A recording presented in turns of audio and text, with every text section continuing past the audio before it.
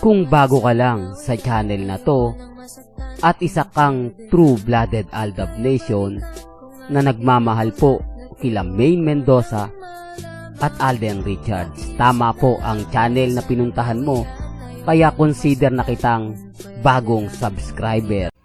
Welcome back mga ka-Aldab. Ito na naman po ang inyong lingkod, si Mr. Destiny. At syempre panibagong update, panibagong video na naman po. Dito po sa video na to mga ka-Aldab, ngayong family weekend o family bonding moment ng real life couple, balikan natin kung paano nga po ba talaga nagsimula, o masasabi natin ito sa mga matitibay na ebidensya at resibo na hindi po talaga nakitaan o never po nating nakita kina Congressman Arjo, kay Maine, kay Alden Richards, kay Catherine. Kasi kahit ano pong ipaliwanag ang sabihin ko, naghahanap po sila ng ebidensya at resibo. Although matagal na tong video na to, pero pansin mo, kada lapit ni Alden kay Mengay may kasamang halik. Kada lapit ni Maine kay Alden may kasama rin pong halik. Ito common sense na lang po ha. Kaya sabi ko sa inyo, hindi po ako namimilit. At paulit-ulit ko po itong binabanggit para magising po sila sa katotohanan na may kanya-kanya tayong opinyon, may kanya-kanya tayong paniniwala.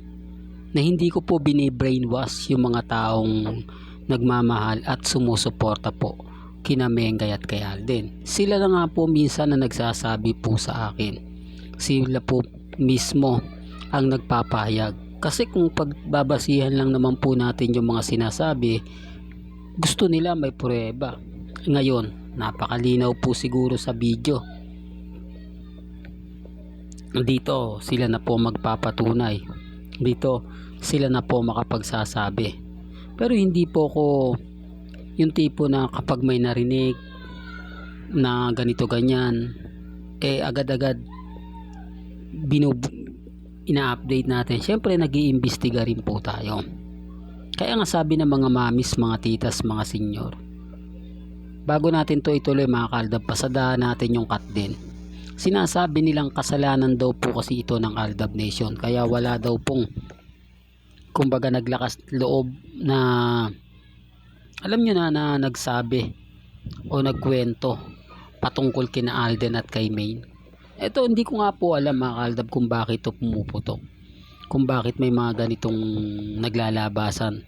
Dahil nga po ba sina Alden at si Mengay ganito? Dahil nga po ba sina Mengay at o si Alden at si Catherine hindi nagkatuluyan? Hindi nyo pwedeng isisi yan.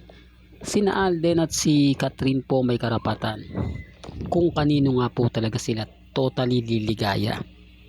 Para lang klaro, para lang po malinaw po sa lahat na hindi po o wala pong kinalaman ng Aldab dyan. Desisyon po ni na Alden Richards at ni Catherine. Una sa lahat, nakakaumay na po yung mga lagi kong sinasabi. Alam ko marami na, alam na namin yan Mr. Destiny, paulit-ulit ka na lang. Hindi, for the record lang po, naggamitan lang po talaga si Alden Richards at si Catherine.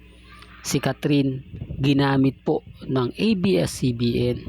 Si Alden Richards ginamit naman po ng GMA Network. Napakalaki ng pondo na inilaan sa Hilaw Labagin. Pondo na kailangan kumita sila. Kasi kung bilyon po yung inilabas nila, kailangan ang kita ng bilyon din. Kasi kung milyon lang, lugi pa rin po sila. Hindi po ba? Although malaki na po sa atin yung milyon, pero sa kanila mga ganyang kumbaga ganyang kalaking mga network, malaki bayaran dyan. Kung si Alden nga po 100 million ang natangay sa kanya doon po sa concert po ng Eraserhead,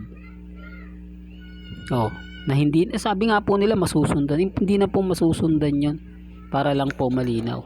Hindi po ba? The real talk mga ka-Aldab. At pagtuunan natin pansin yung video na nakaraang in-upload natin, ano po masasabi nila? Ang dami na po akong komento na nakita. Halos lahat yon pumapabor po sa akin. halos lahat po ng mga komento.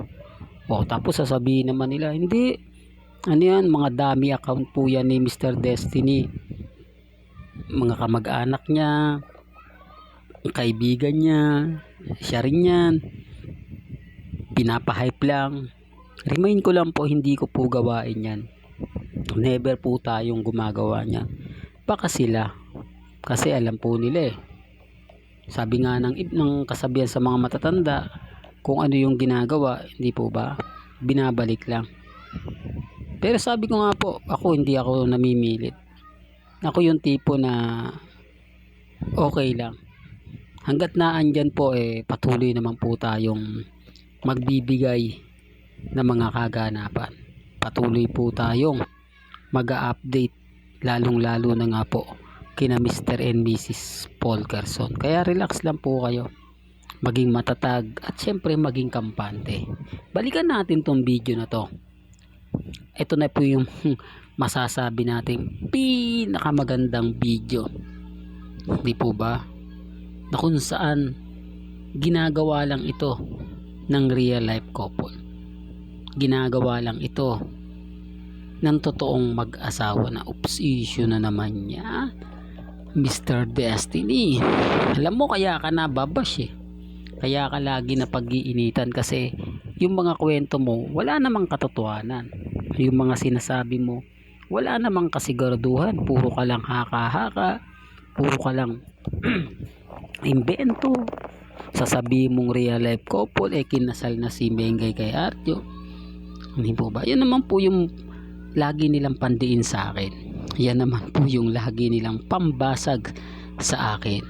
Kaya nga po, simple lang lagi ang sinasabi ko at paulit-ulit. Gayon din naman po sila kung totoong may real life couple si Mengay at si Congressman. Bakit hanggang ngayon wala silang anak? Bakit hanggang ngayon nananatiling single si Richard Paul Carson sa kabila po ng napakaraming babae, napakaraming mga naggagandahan sa showbiz na nakakasama at nakakatrabaho po ni Alden Richards? Hindi po ba?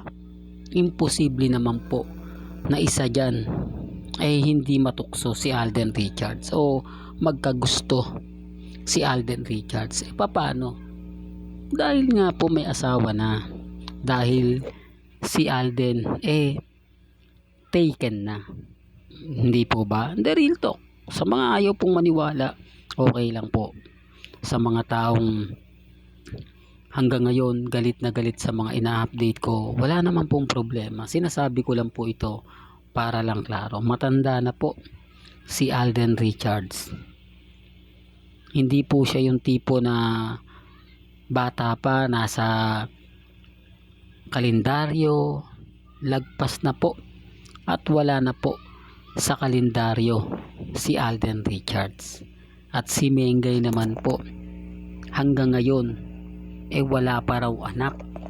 Meron na nga po sila ni Richard Paul Carson Tapos sasabihin nila na ganito. Hindi, natatawa na lang po kasi sa edad po ni Mengay na yan, alam niyo na, hindi po ba? At si Congressman Arjo, may edad na, ano yan, pag nagkaanak sila ni Mengay ko, 50 na siya o 45 na siya. Sinasabi ko lang po mga kaltab, dahil si Ria at Aide dalawa na po anak, mas bata pa po kay Congressman, di po ba? Pero walang pilitan. Sabi ko nga, ako naman po yung tipo na hindi namimilit. Basta kung ano po yung paniniwala po nila, kung ano po yung sa tingin po nilang tama, nire-respeto ko yan at ginagalang. At never po akong nagdi-delete na mga komento na hindi, na sinasabi nila, hindi, nagdi-delete si Mr. Destiny kapag yung komento hindi pabor sa kanya. Kapag yung komento maraming katotohanan, pabor kina Mengay at kay Congressman, never ko pong ginagawa yan. Baka sila po. Real talk mga kaaldab. Well, hanggang dito na lang po ang ating latest updates. Kaya kung gusto nyo pa po ng pinaka-latest at sariwang update. Abay, tumutok lang po kayo dito po sa channel ni Mr. Destiny para updated kayo sa mga bago at sa mga latest na i-upload po natin maya maya lang. Hanggang sa muli, salamat po sa panonood at pakikinig.